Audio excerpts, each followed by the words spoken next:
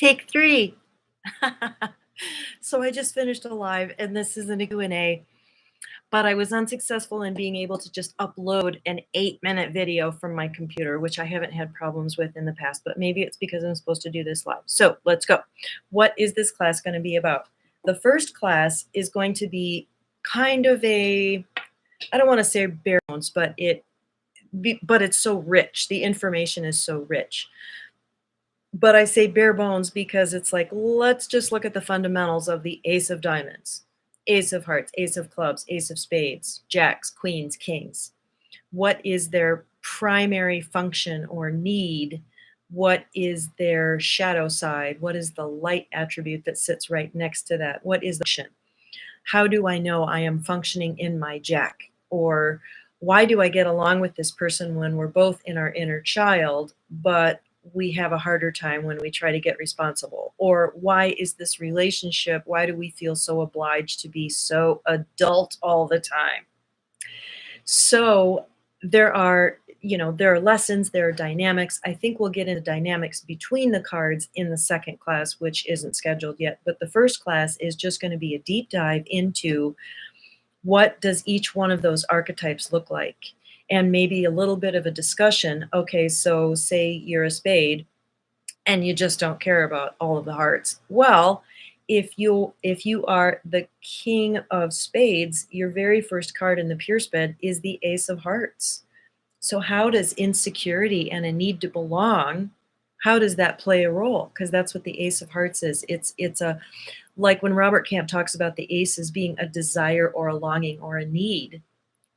It's so easy to see that that's inner child, and I don't know anybody that's talked about the aces. Okay, it doesn't say one, it says ace. A is alpha, it's beginning. It's when you were a child, when you were just beginning. What were some of the things that you were kind of pre-programmed with in terms of really needing? Like as a diamond, yes, you need that heart sense of acceptance. Yes, you need that club sense of I need to be known. But what does the diamond in particular add to it? Because they're Russian nesting dolls. So I don't want to give too much information away, but I want to whet your appetite a little bit. Okay, so this was a good example in my other video I couldn't upload. I used the 10 of diamonds as an example. So they have the ace of hearts in their Venus position in the mundane spread. So in relationship, if you are in relationship, friendship with the 10 of diamonds, you may find that underneath all this capability, this amazing competence, all of this stuff, there's an insecurity there. There's a little boy, a little girl that needs to hear from you. I really see you. Injo Music, hey, thank you. I'm so glad you joined. I had no choice but to make this alive. I wanted to make it pre-recorded, but anyway, you are the Six of Hearts. Okay, so this is relevant to you as a Six of Hearts. Your 10 of diamonds is a Pluto, which says you're supposed to be capable of everything. You're supposed to be this competent one that gets it all done, especially if you're a Capricorn. That would be Christmas Day. But the ace of hearts in your Venus position, when we go through this class and we go through all of those archetypes, you can go, hey, I have that ace or that jack or that queen in my hand. So the Venus, okay, so as a Six of Hearts, your inner child has a very particular need, and it tends to feel very hidden, ruled by the mood, something we feel very protective about, something we assume that everyone else needs, something that we tend to give when we're in our queen. So the Queen of Diamonds knows how to give the diamond exactly what they need or want. Well, say I'm dealing with a spade. The spade has a very different need. If it's a suit that is above yours, so hearts are at the, beginning, and then club, then diamond, then spade. It's harder for me to care for the spade child than it is all the other ones. So if you're a mother and you're a heart and you have club, diamond, and spade children, it can be kind of difficult to know what it is that they really, really need. And anyway, so, and here's another really fun example, and I keep using the Queen of Diamonds because I am. But here she is in the mundane spread, right there. Who is her Neptune? Who does she idealize? The Queen of Spades. All spade females, I might just be like, oh my God, she thinks she has all her shit together. Because I really want to get my shit together. Or I might be like, oh, if I could only be like her. I had a life coach who was the ace of spades. And I idealized and worshiped her and put her on a pedestal till the cows came home, until I didn't, until I saw her shadow side, until she became homeless and had to live with us. And I was like, oh my God, she doesn't have her shit together. And it was a long ass lesson, a very powerful, important lesson for me. And as a spade, I look at her and I go, I don't know what she's here to learn. I don't have the faintest clue, but I wish her well. So, and why do club males drive diamond females crazy? Because they're overly responsible, they're overly sermonizing. And that club, that jack of clubs, that immature young man is going to teach them to be like, dude, just like let go. Like, who cares? You know, just like sing your own song. So, since I have a Six of Hearts watching live as a little reward and a treat, let's talk about your king. So, the king, and I don't know if you're male or female in Joe music, but you do have a king archetype. This is when you're in a leadership position.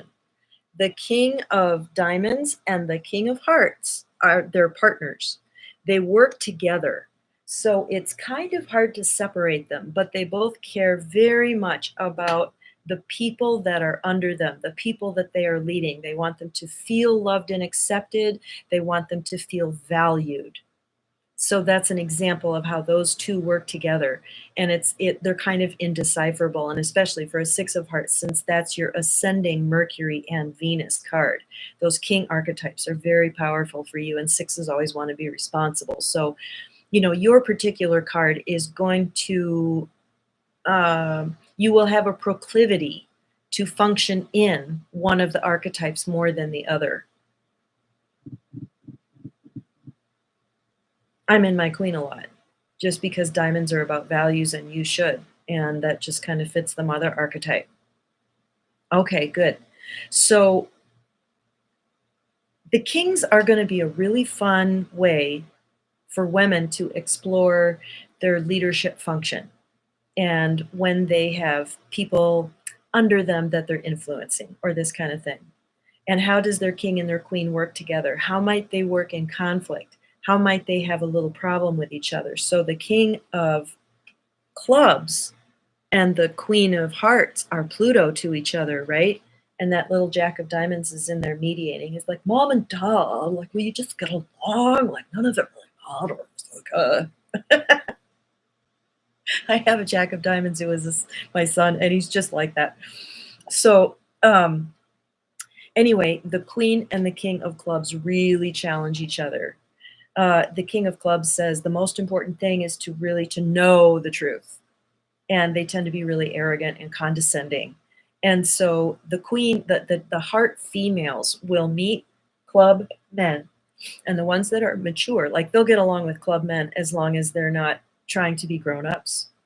But if they are trying to be grown-ups and they're in their king, they're going to clash, because this queen, she's got it freaking figured out, especially if it's a female. Sorry, but the men tend to be a little more diluted. She is in Neptune, so she's going to have some illusions, but her first three cards are all in the crown line, which are all ruled by masculine planets, Mars, Jupiter, and Saturn. So the heart female will have a very strong masculine energy. Her king is going to be the more gentle one. So I don't know, that's just kind of a guess. But that king is there to challenge her and say, are you really sure about that? Double check. Just for me. Just because. Just double check. And it's going to help her to maybe humble herself a little bit.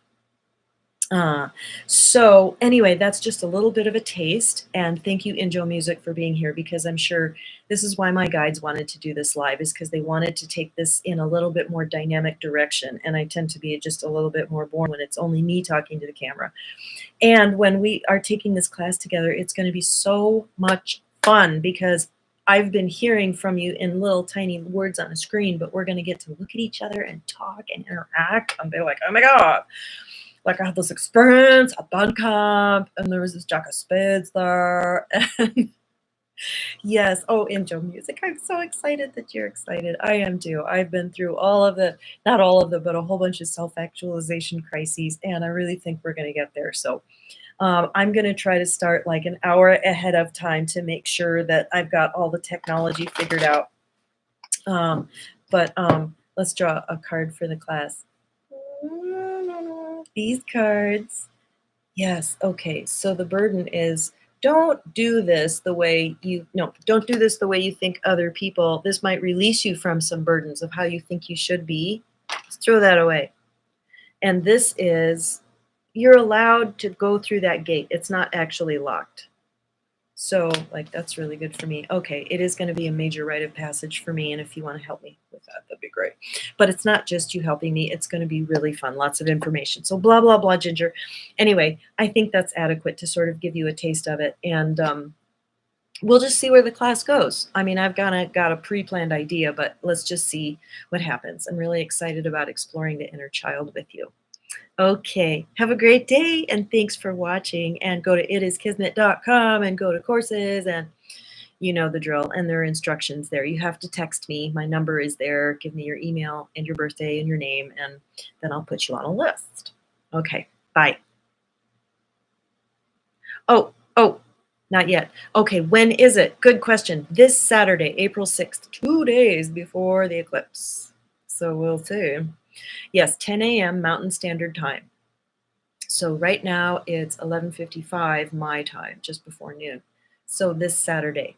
Yes. Okay. Thank you for asking that. Talk to you later. Bye.